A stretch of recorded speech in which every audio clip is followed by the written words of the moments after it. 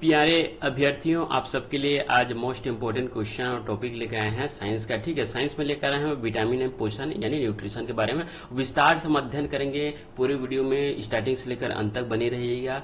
ठीक है, ये मोस्ट इंपोर्टेंट क्वेश्चन उत्कर्ष IAS एकेडमी द्वारा आपको उपलब्ध कराया जा रहा है।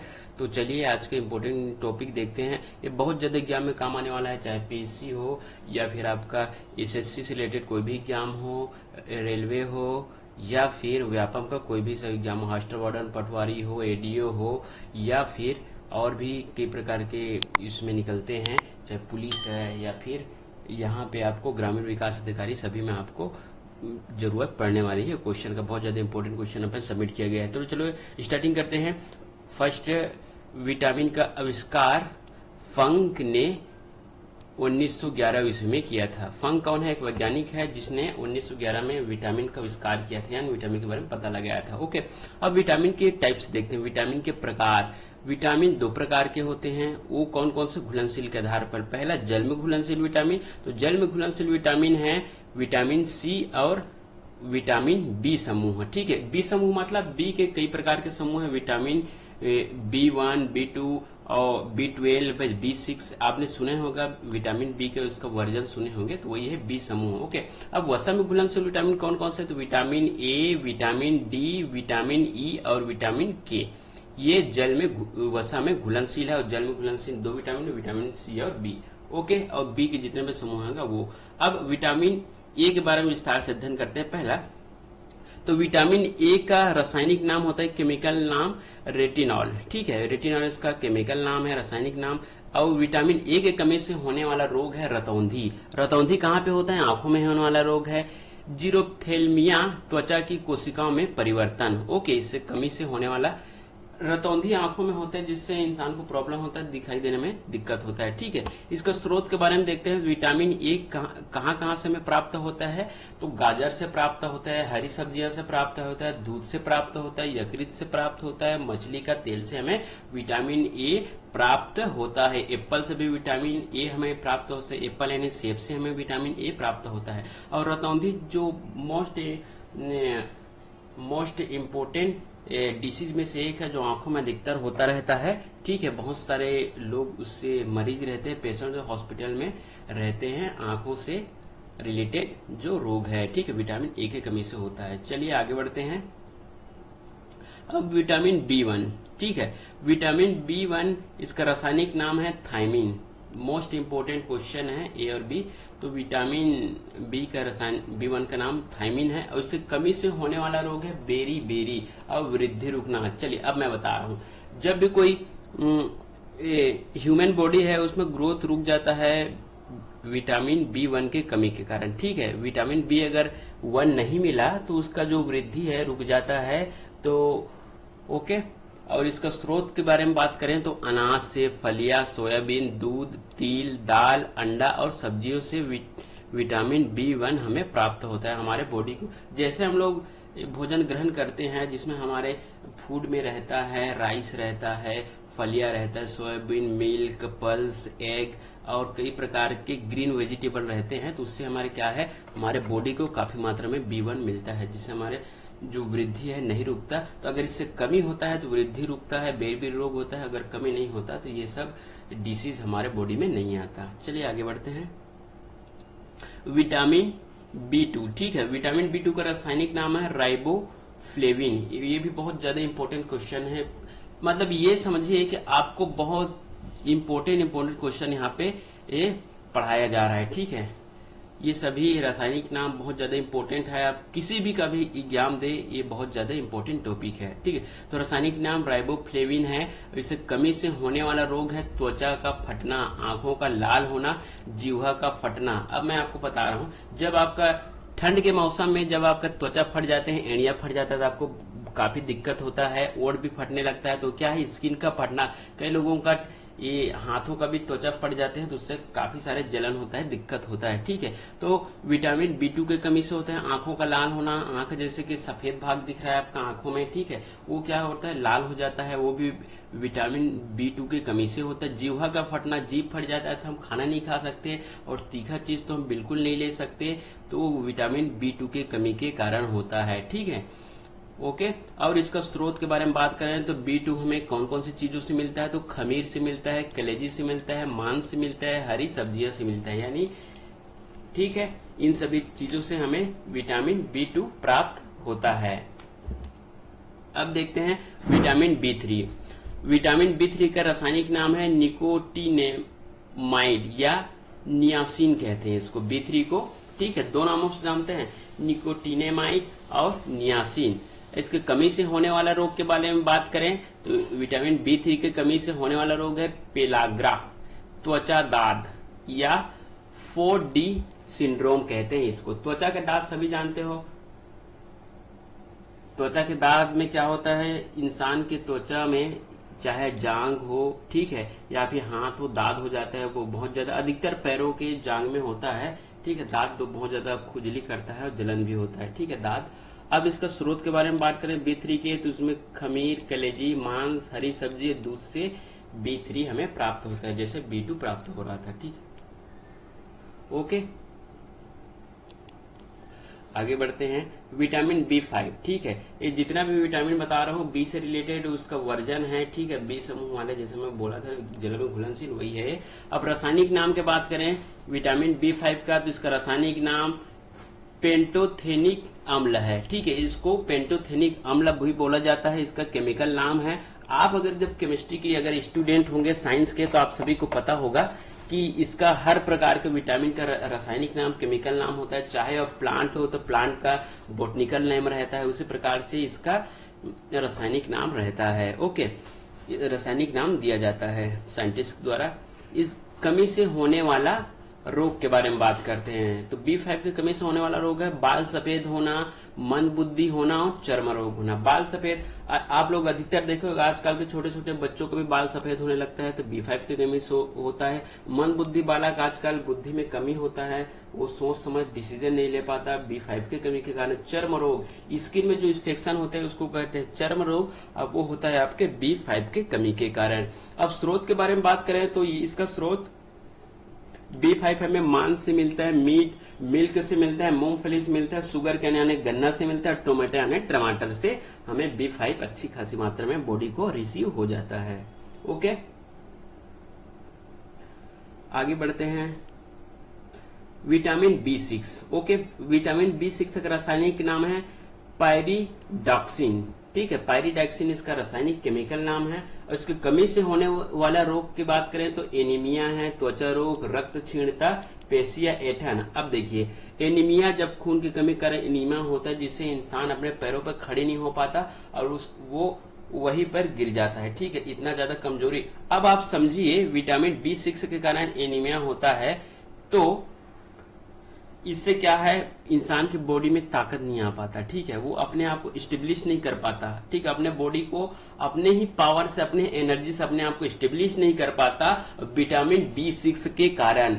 इससे त्वचा रोग होता है। देखिए, स्किन में जितने प्रकार के इन्फेक्शन होता है B6 के कारण भी होता है, ओके, इससे पहले भी बताया था स्किन इन्फेक्शन होता है करके। अब B6 के कारण रक्त क्षीणता भी होता है, ओके, B6 के कारण रक्त क्षीणता भी होता है और पेशिया का ऐठन होता है। पेशिया जिसका उसका बॉडी के अंदर पाया जाता है, कोई ऐठन होता है, जलन होता है, आपको दर्द भी होता है, ओके। और B6 के स्रोत के बारे में बात करें तो स्रोत है इसके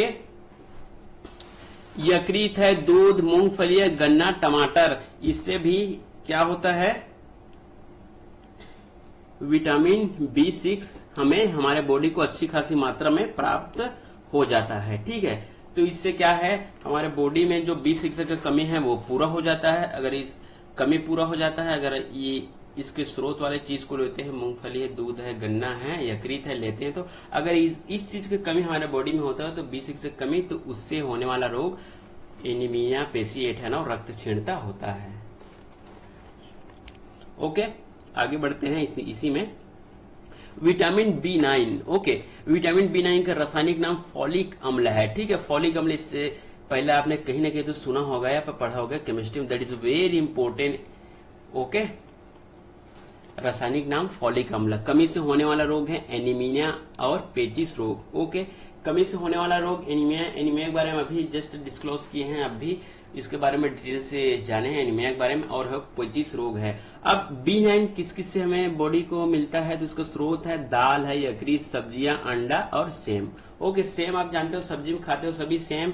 ओके, तो वही सेम से हमें B9 प्राप्त होता है हमारे बॉडी को, B9 विटामिन। और दाल से भी मिलता है, दाल के कई प्रकार की वैरायटी है, प्रकार है, यकृत है और सब्जियां है। यकृत चाहे आपको वो किसी प्रकार के वो मांसाहारी चीज है, इसके यकृत से क्या मिलता है, B9 हमें प्राप्त होता है।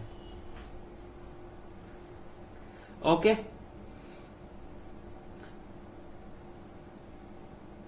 उसके बाद है vitamin B12। Okay, vitamin B12 का नाम है साइनोकोबालामिन। ठीक है, साइनोकोबालामिन इसका लंबा नाम है, रासायनिक नाम। अच्छा, एक बात मैं आपको बता दूं, अगर आप साइंस पढ़ रहे हैं तो आपको ऐसे ऐसे अटपटे नाम मिलेंगे साइंस के अंदर जिसको आपको याद करने में और पढ़ने में थोड़ा डिफिकल्ट होगा। ठीक है, बहुत ज्यादा मतलब नाम बहुत ज्यादा डिफिकल्ट रहता है कई जगह का, तो उसको नाम करने में, प्रोनाउंसिएशन में थोड़ा दिक्कत होता है, इस चीज का आप खास ध्यान रखें। अब B12 का रासायनिक नाम साइनोकोबालामिन। ठीक है, इससे कमी से होने वाले रोग के बारे में बात करें तो एनीमिया और पांडु रोग। पांडु रोग आप लोगों को पहला बात सुनने को मिल रहा होगा। पांडु रोग और एनीमिया के बारे में हमने अभी डिटेल से जाने हैं कि खून की कमी के कारण एनीमिया रोग होता है, जिससे काफी सारी दिक्कत हो। ह्यूमन जो होता है अपने बॉडी में स्टेबलिश नहीं हो पाता और वो कमजोर से अपने बिस्तर पे ही पड़ा रहता है। स्रोत के बारे में बात करें B12 का, तो स्रोत है मांस है, कलेजी है, दूध है। ठीक है, मिल्क से बेसिक खास B12 मिल जाता है, मांस से मिल जाता है। मांस चाहे आपका गोट का मांस हो या फिर चिकन हो, इन सब चीज से आप B12 अच्छी खासी मात्रा में आपको बॉडी को प्रोवाइड हो जाता है, और कलेजी से। आगे देखते हैं आगे विटामिन के बारे में, तो विटामिन सी। विटामिन सी का केमिकल नाम की बात करें, स्कॉर्बिक एसिड बोला जाता है। स्कॉर्बिक एसिड बहुत ज्यादा इंपॉर्टेंट एसिड में से एक है केमिस्ट्री में, और इससे कमी से होने वाला रोग है स्कर्वी, मसूड़े का फुल्ला। ठीक है, स्कर्वी रोग होता है और मसूड़े का फुल्ला। ओके, स्कर्वी रोग त्वचा से संबंधित रोग होता है, जिसमें त्वचा में होता है रोग। और मसूड़े का फूलना, जैसे आपका मुंह का मसूड़े जब फूल जाता है तो काफी सारे दर्द होता है, आप भोजन खाना नहीं खा सकते, फूड या मील आप अपने नहीं ले पाते हैं, तो मसूड़ा फूल जाता है, जलन होता है। ठीक है, आप ब्रश भी नहीं कर पाते, आप तीखे चीज तो खा ही नहीं सकते, ये सब परेशानी होता है। ठीक है, मसूड़े के फूलने से और विटामिन सी की कमी से ये होता है। स्रोत के बारे में बात करें तो स्रोत के बारे में पहले इसका मैंने बताया था कि स्रोत है इसका नींबू, संतरा, नारंगी, टमाटर, खट्टे पदार्थ, मिर्च, अंकुरित अनाज। देखिए, आप सबके लिए एक इंटरेस्टिंग फैक्ट है, आप सब लोग मिर्च को सिर्फ टेस्ट के लिए खाते थे, लेकिन आज आपको पता चल रहा होगा कि मिर्च में भी विटामिन सी पाया जाता है। ठीक है, और नींबू प्रजाति के चाहे नींबू हो, संतरा हो, मौसम्बी, उसमें विटामिन सी पाया जाता है। और है आंवला, आंवला में भी विटामिन सी काफी अच्छी मात्रा में पाया जाता है। ठीक है, इसके अलावा अब बात करते हैं विटामिन डी के बारे में। ओके, विटामिन डी का रासायनिक नाम है कैल्सीफेरॉल। ओके, इसको याद कर लेना, बहुत ज्यादा इंपॉर्टेंट है। Vitamin C, vitamin D, vitamin A. तो विटामिन डी का केमिकल नाम है कैल्सीफेरॉल, और इसके कमी से होने वाला रोग है रिकेट्स, बच्चों में होता है, ऑस्टियोमलेशिया और वयस्क में भी होता है। ठीक है, ओके, तो अभी देखते हैं रिकेट्स के बारे में। रिकेट्स होता क्या चीज है और कैसे होता है। विटामिन डी हमें इसके स्रोत कहाँ कहाँ से मिलते हैं, तो विटामिन डी के स्रोत मछली के यकृत से मिलता है। ठीक है, यकृत तेल से और दूध से, अंडे से। और विटामिन डी का आपको नेचुरल स्रोत मैं बता रहा हूँ, विटामिन डी का नेचुरल स्रोत है सनलाइट से हमें विटामिन डी अच्छी खासी मात्रा में प्राप्त होता है। सुबह सुबह जैसे हम टहलने के लिए निकलते हैं तो सनलाइट जस्ट डायरेक्ट हमारा बॉडी को पड़ता है, तो बॉडी क्या करता है, सनलाइट को अब्सॉर्ब कर लेते हैं अपने अंदर। ठीक है, विटामिन डी के द बेस्ट सोर्स है सन ऑफ लाइट। ओके, उसके बाद आता है आपका कद्दू में भी ये विटामिन डी पाया जाता है। ओके, अब जानते हैं रिकेट्स होता क्या चीज है। बच्चों के पैर आपने देखे होंगे, सामान्य बच्चे होते हैं उनके पैर सीधे होते हैं। ठीक है, वयस्क के भी जो सामान्य रहते हैं, नॉर्मल रहते हैं, उनके पैर सीधे रहते हैं। और जिन बच्चों का पैर ऐसे मुड़ा रहता है, ठीक है, जिन बच्चों का पैर, दोनों पैर एक दूसरे के अपोजिट धनुष के आकार में मुड़ा रहता है, वो है रिकेट्स। रिकेट्स में पैर और हाथ ऐसे मुड़े रहते हैं, धनुष के आकार में पैर एक दूसरे का अपोजिट मुड़े रहते हैं और दोनों पैर के बीच में गैपिंग बन जाता है, वो रिकेट के लक्षण हैं। ओके, अधिकतर बच्चों में देखने को मिलते हैं, वयस्क में कम मिलते हैं लेकिन उसमें भी देखने को मिलते हैं। अब विटामिन ई की बात करें तो विटामिन ई का रासायनिक नाम, केमिकल नाम टोकोफेरॉल है। ओके, टोकोफेरॉल विटामिन ई का रासायनिक नाम है। इसके कमी से होने वाला रोग जनन शक्ति में कम होना। ओके, इसके जनन शक्ति में कम होना, जब रिप्रोडक्शन सिस्टम आप पढ़ेंगे तो आपको इसके बारे में विस्तार से बताया जाएगा, how can it is possible कि जनन रिप्रोडक्शन सिस्टम में इसका क्या भूमिका है विटामिन ई का। तो देखते हैं, इससे बच्चों से रिलेटेड कोई इश्यू हो जाता है, ठीक है, विटामिन ई की कमी से जनन में जो प्रॉब्लम होता है, बच्चों से रिलेटेड जो बच्चा का पैदा होना, इसमें बहुत ज्यादा भ्रूण बनना वगैरह में ये दिक्कत आ जाए, ठीक है, विटामिन ई की कमी से। स्रोत के बारे में बात करें तो पत्ती वाली सब्जियों से प्राप्त होता है, पत्तीदार सब्जियों से, ग्रीन वेजिटेबल है, मिल्क है, कर्ड है, अंकुरित गेहूं है, ठीक है। उसके बाद वनस्पति तेल से भी हमें विटामिन ई अच्छी खासी मात्रा में प्राप्त होता है, कर्ड से होता है। हरी पत्तीदार सब्जी जैसे बंदे का गोभी है, और बंदे गोभी के अलावा कई प्रकार के जैसे पालक है, खट्टे भाजी, इन सभी चीजों से हमको विटामिन ई प्राप्त होता है। ओके, आगे देखते हैं विटामिन के बारे में। विटामिन के का रासायनिक नाम है फिलोक्विनोन। फिलोक्विनोन जिसको विटामिन के कहा जाता है, ठीक है। अब इसकी कमी से होने वाला रोग के